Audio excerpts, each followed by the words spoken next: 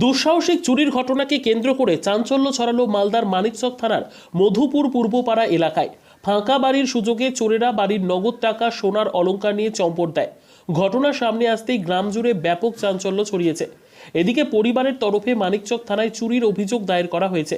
মধুপুর পূর্বপাড়া এলাকার বাসিন্দা মোহাম্মদ কারিমুল রবিবার সন্ধ্যের পর থেকেই বাড়ির পাশে একটি বাড়িতে মিলাদের অনুষ্ঠান চলছিল। সেই অনুষ্ঠানে যোগ দিতে বাড়ির সদস্যরা যান। সেই ফাঁকা বাড়ির সুযোগে চোরেরা ঢুকে দুঃসাহসিক চুরির কাণ্ড ঘটায়। পাশের বাড়ি থেকে নিজ বাড়ি আসতেই দেখি দুজন চোর, যাদের মুখ ঢাকা অবস্থায় ছিল, তারা পাঁচিল টপকে পালিয়ে যায়। তারপর ঘরে গিয়ে দেখি সমস্ত কিছু লণ্ডভণ্ড করে আলমারির তালা ভেঙে নগদ টাকা, অলংকার নিয়ে পালিয়েছে। বাড়িতে 1,05,000 টাকা নগদ ছিল, পাশাপাশি আলমারিতে বহু অলংকার ছিল।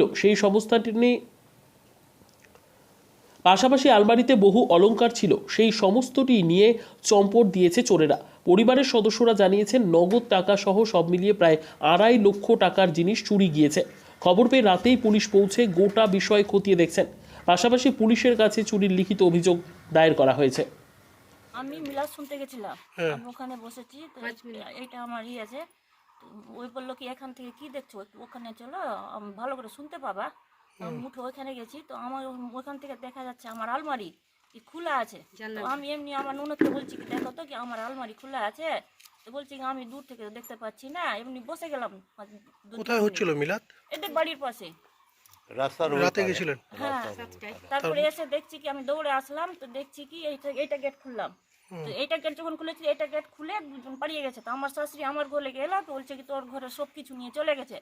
নিজের ঘরটা দেখেনি, প্রথমে আমার ঘরটা দেখলো, তারপরে নিজের ঘরটা যখন দেখছে তো বলছে কি আমার ঘরেও চুরি হয়ে গেছে। তো ওর কাছে ছিল 1,05,000 টাকা, আর আমার মানে কি 4টা কি ছিল, নেকলেস ছিল, এটা কানের, একটা হাতের বালা আর একটা আংটি, এটা নিয়ে গেছে। সব নিয়ে গেছে? হ্যাঁ, আরও ছিল, আর নিয়ে যেতে পারিনি, আমরা চলে আসলাম, তো আমি যেতে পারিনি। আর এরকম হলো, আমাদের এলাকায় তো এমনি চুরি হয় না, আমাদের পাড়া এমনি খুব শান্ত, কিন্তু এবার প্রথম এরকম চুরি হলো। নগদ টাকা ছিল বাড়িতে? হ্যাঁ, বাড়িতে নগদ টাকা ছিল, ও গাছ বিক্রি করেছে, তো ওইটাই টাকা ছিল। কি চাইছেন এখন? কি চাইবো, প্রশাসন তো দেখি কিছু করতে পারে কিনা। পুলিশ এসেছিল? হ্যাঁ, কালকে এসেছিল। অভিযোগ করেছেন পুলিশের কাছে? হ্যাঁ, এখন আসার কথা আছে আবার। দেখেছিলেন যারা পালিয়ে যাচ্ছিল তাদেরকে? হ্যাঁ, আমি দেখেছি। কজন ছিল? 2 জন ছিল। তারা চিনতে পারেননি? না, পুরো ওই ম্যাঙ্কি টুপি পড়েছিল, শুধু চোখ দেখা যাচ্ছিল। আমি যখন চোর বলে চিৎকার করলাম, একটা চোর আমার দিকে তাকালো, কিন্তু আমার হাজবেন্ড যেতে গোয়াল ঘরে লুকে থাকলো না কোথায় থাকলো। তো এই সকালবেলা খুঁজতে গেছে, এটা পেয়েছি, একটাই কানের পেয়েছি, আর কিছু পেলাম না।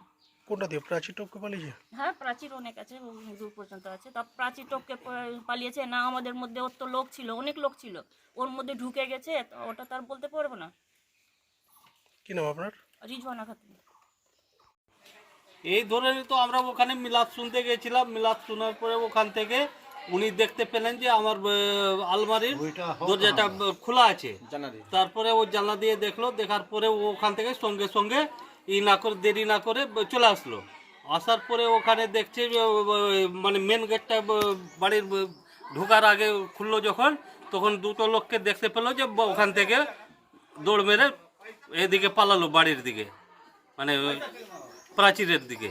তারপরে ওখান থেকে আমরা আসলাম সবাই মিলে। ওখান থেকে আসার পরে আর পেলাম না কাউকে, ওটাই দেখলাম। এখন সকালবেলা এখন আবার শুনছি, এই 10 মিনিট হলো শুনছি এখানে একটা কানের এই দুলটা পাওয়া গেছে।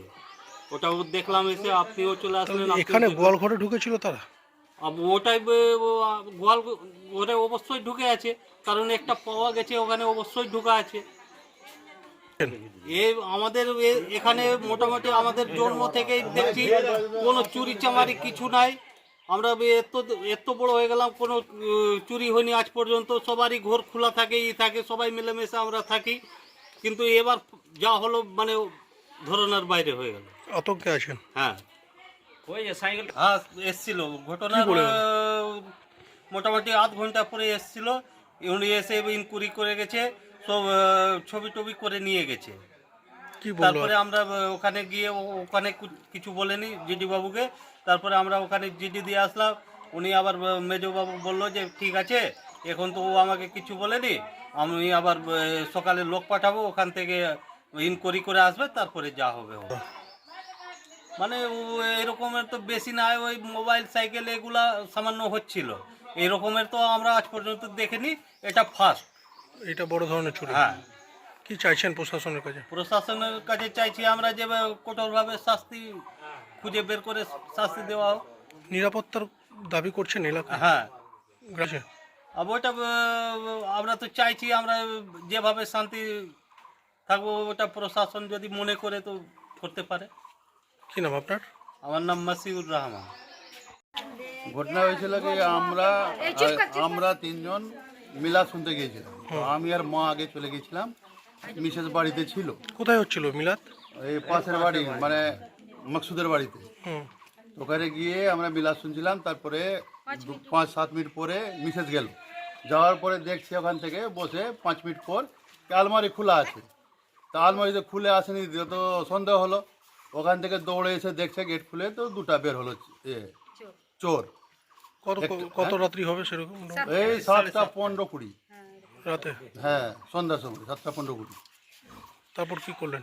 তারপরে আমরা মানে হাতটাকে দিলাম, গ্রামবাসী দেখলো। দুজন ছিল বলতে পারছি না, কিন্তু দুজনকে সচক্ষে দেখতে পেলো, চিনতে পারিনি। পালিয়ে গেছে? হ্যাঁ, পালিয়ে গেছে। এখান অব্দি দেখতে পেলো, মুখ পুরো ঢাকা ছিল। মুখ পুরো ঢাকা ছিল। কিছু কি পাওয়া গেছে চুরি করে নিয়ে যাওয়ার পর? হ্যাঁ, চুরি যাওয়ার পরে আধ ঘন্টা আগে এই যে একটা কানের পেলাম গরুর ঘরে। ওখানে ফেলা ছিল? হ্যাঁ, ফেলা ছিল, পড়া ছিল। কি মনে কর? হ্যাঁ, নিয়ে যেতে গেলেও বা ওখানে থেকেছে, পকেটে ভরেছে, হয়তো আর পড়েছে। পুলিশ এসেছিল? হ্যাঁ, পুলিশ কালকে এসেছিল, দেখে টেকে গেছে। এখন জিডি করে এসছি, এখন আসবে, তারপরে নাম্বার করবো। এখন তো সন্দেহ অনেকের আছে, তো সন্দেহ করলে তো হবে না যখন চিনতে পারিনি। আমাদের এলাকাতে ওই রকম মানে আফিং গাঁজা এইসবগুলো নাই, কিন্তু আছে চোর বাটর আছে, এগুলো আছে। কোন গ্রাম এটা? এটা মধুপুর পুরোপাড়া। কি চাইছেন? এটা ভালো ব্যবস্থা হয় প্রশাসন থেকে। আর কি নাম আপনার?